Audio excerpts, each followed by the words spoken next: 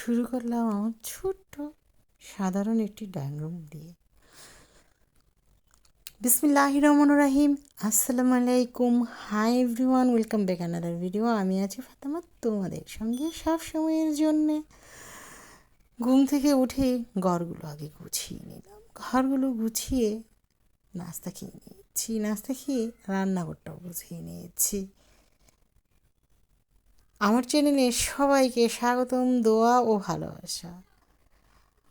আমি নতুন একটি ভিডিও নিয়ে চলে এসেছি তোমাদের মাঝে। আশা করি সবার খুব ভালো লাগবে। আমার এই ব্লগটি যদি কারো ভালো লাগে, লাইক, কমেন্ট, শেয়ার এবং সাবস্ক্রাইব করবে। পাশে থেকে বেল আইকনটি বাজিয়ে অল বেল আইকনটি বাজিয়ে দিবে, তবেই আমার নিত্য নতুন সবগুলো ব্লগ সবার আগে চলে আসবে তোমাদের কাছে। কেমন আছো বন্ধুরা? আশা করি খুব খুব ভালো আছো। আল্লাহর অশেষ রহমতে আলহামদুলিল্লাহ আমি ভালো আছি।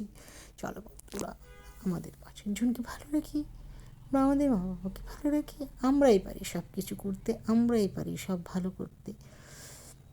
আমরা সবাই মিলে 5 ওয়াক্ত নামাজ পড়বো, তাহাজ্জুদ পড়বো, নফল পড়বো, থাকবো সৎ।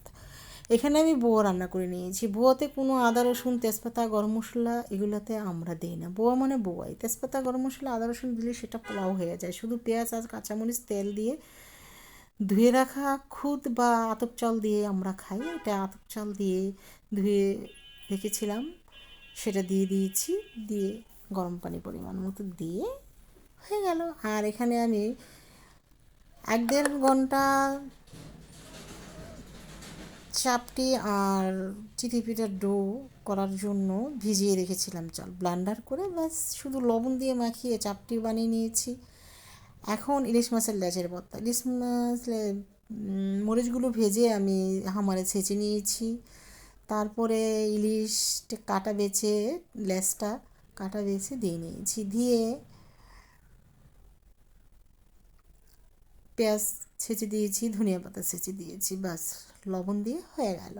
একই পদ্ধতিতে সবগুলো ইলিশ মাছের মাথার ভর্তাটাও তৈরি করেছি এবং মরিচ দিয়ে